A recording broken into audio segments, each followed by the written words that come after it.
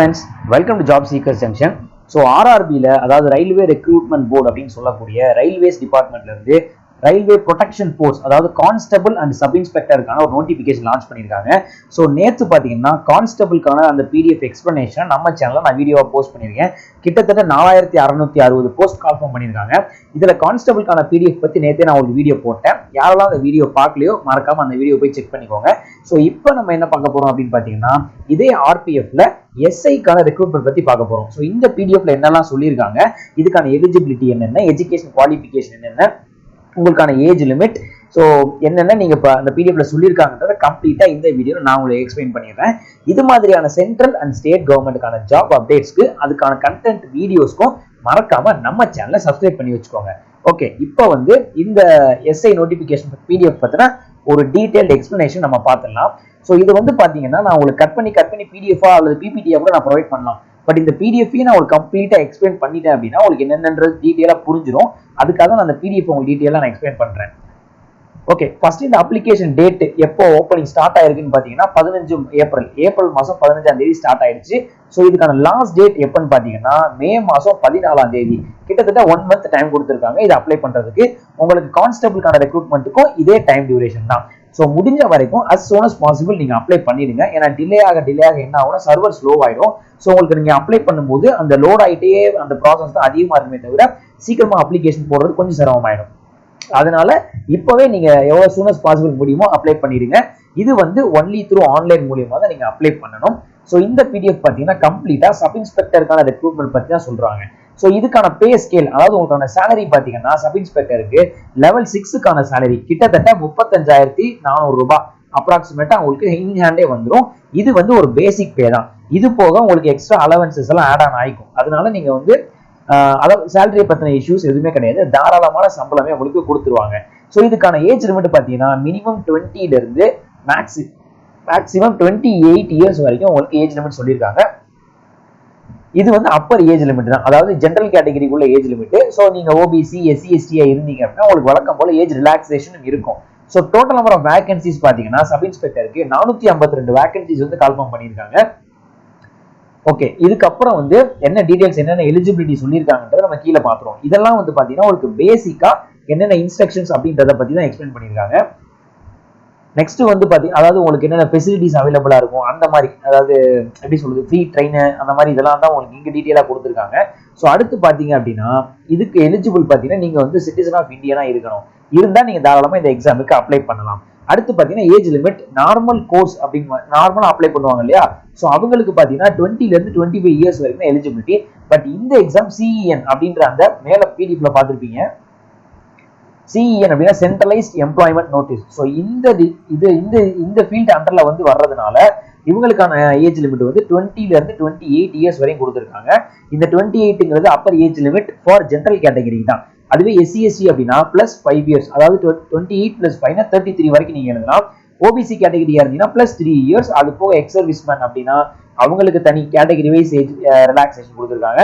Female கேண்டிடேட்டாவோ அல்லது central government எம்ப்ளாயில இதுக்கு முன்னாடி நீங்க ப்ரீவியஸா ஒர்க் பண்ணிருக்கீங்கன்னாலோ அவங்களுக்கும் கேட்டகரி வைஸ் உங்களுக்கு ஏஜ் ரிலாக்ஸேஷன் கொடுத்துருக்காங்க. நீங்க எந்த கேட்டகரியில வர்றீங்கன்றத தாராளமா செக் பண்ணிக்கோங்க. ஓகே, ஸோ இயர் வைஸும் கொடுத்துருக்காங்க. இந்த வருஷத்துக்குள்ள நீங்க பிறந்திருக்கணும், இந்த வருஷத்துக்கு முன்னாடி நீங்க பிறந்திருக்கணும் அப்படின்றத சொல்லியிருக்காங்க. அதுவும் கேட்டகரி வைஸ் கொடுத்துருக்காங்க. ஸோ இந்த கேட்டகரிக்குள்ள நீங்க வர்றீங்கன்னா தாராளமா நீங்க அப்ளை பண்ணிக்கலாம். ஓகே, இப்போ அடுத்து பாத்தீங்கன்னா எக்ஸாமினேஷன் ஃபீஸ் எவ்வளவுன்னு பாத்தீங்கன்னா 500 ரூபாய். கான்ஸ்டபிளுக்கும் உங்களுக்கு இதே 500 ரூபாய் தான் சொல்லியிருந்தாங்க. இந்த எஸ்ஐ கேட்டகரிக்கும் உங்களுக்கு 500 ரூபாய் தான் ஃபீஸ்.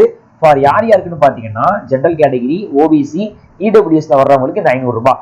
இதுல என்ன ஒரு பெனிஃபிட்னு பாத்தீங்கன்னா ரீஃபண்ட் பண்ணிடுவாங்க. இந்த 500 ரூபாயில உங்களுக்கு 400 ரூபாய் ரீஃபண்ட் பண்ணப்படும். எப்போ அப்படின்னு பாத்தீங்கன்னா நீங்க போய் எக்ஸாம் அட்டன் பண்ணிட்டு வந்தீங்கன்னா, நீங்க பாஸ் ஆகணும் அப்படின்றதுலாம் கிடையாது.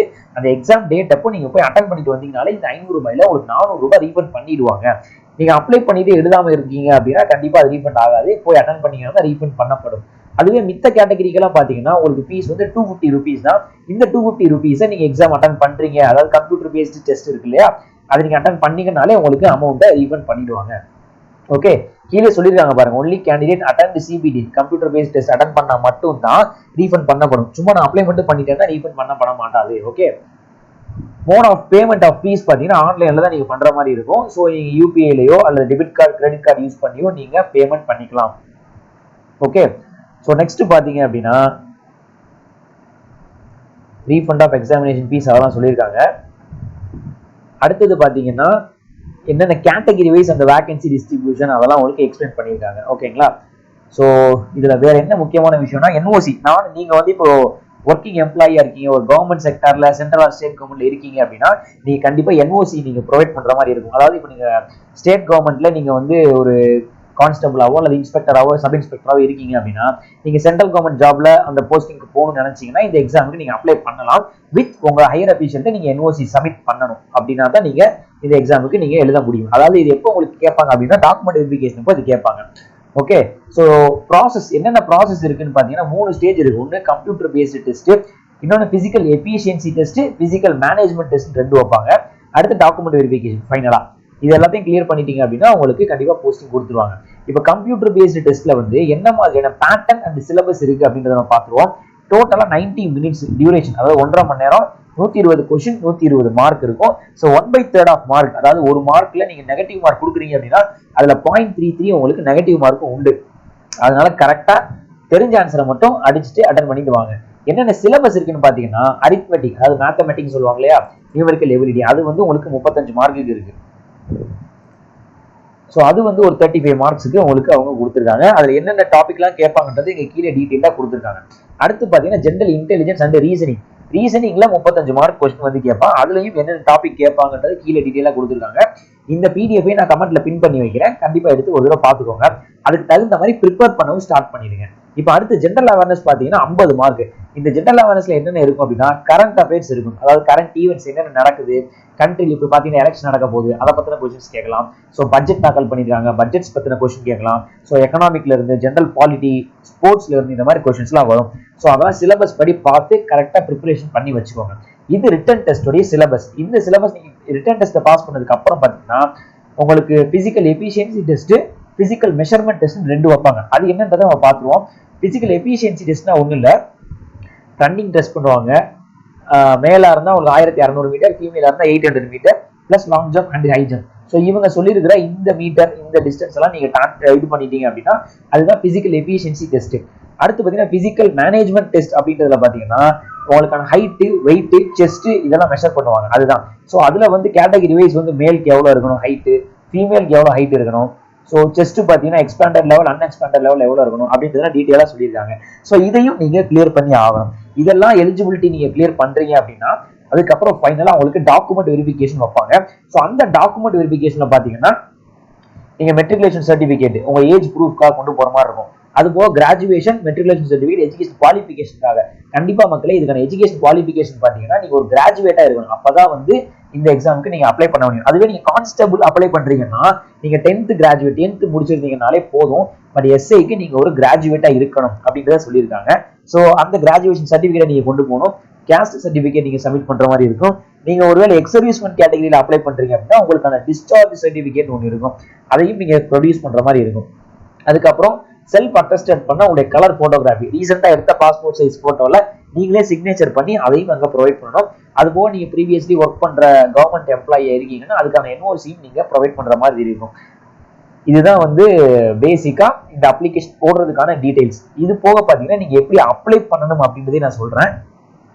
ஸோ இதுக்கான வெப்சைட்ஸ் வந்து அவங்க சொல்லியிருப்பாங்க. அந்த வெப்சைட்ல போயிட்டு, அதாவது சென்னை ரீஜனை பொறுத்த வரைக்கும் பார்த்தீங்கன்னா www.rrb.chennai.in அப்படின்னு இருக்கும். இந்த இருக்கு பாருங்களா, இதுதான் வெப்சைட்.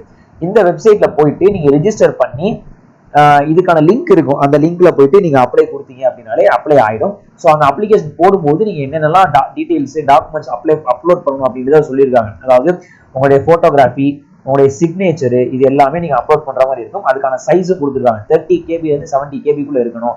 அந்த அளவுக்கு நீங்க கம்ப்ரஸ் பண்ணி நீங்க அப்லோட் பண்ற மாதிரி இருக்கும். ஸோ இதுதான் வந்து இந்த எஸ்ஐ போஸ்ட்டுக்கு அப்ளை பண்றதுக்கான டீடைல்ஸ். ஸோ ஆல்மோஸ்ட் எல்லா டீடைல்ஸுமே நான் சொல்லிட்டேன். இது போக எக்ஸ்ட்ராவா உங்களுக்கு ஏதாவது டீடைல்ஸ் தேவைப்படுது அப்படின்னா கமெண்ட்ல சொல்லிட்டு போங்க. இந்த பிடிஎஃப் நான் ஃபர்ஸ்ட் கமெண்ட்ல பின் பண்ணி வைக்கிறேன். ஸோ இந்த வீடியோ பார்க்குற யாராவது எக்ஸாம் பாஸ் பண்ணி நீங்க வந்து எஸ்ஐயா மாறிட்டீங்க அப்படின்னாலும் நமக்கு அது ரொம்ப ஹாப்பியான விஷயம் தான். ஸோ இந்த வீடியோ வந்து மறக்காம உங்களுக்கு தெரிஞ்சவருக்கும் ஷேர் பண்ணுங்க. மறக்காம நம்ம சேனலை சப்ஸ்கிரைப் பண்ணி வச்சுக்கோங்க. தேங்க்யூ.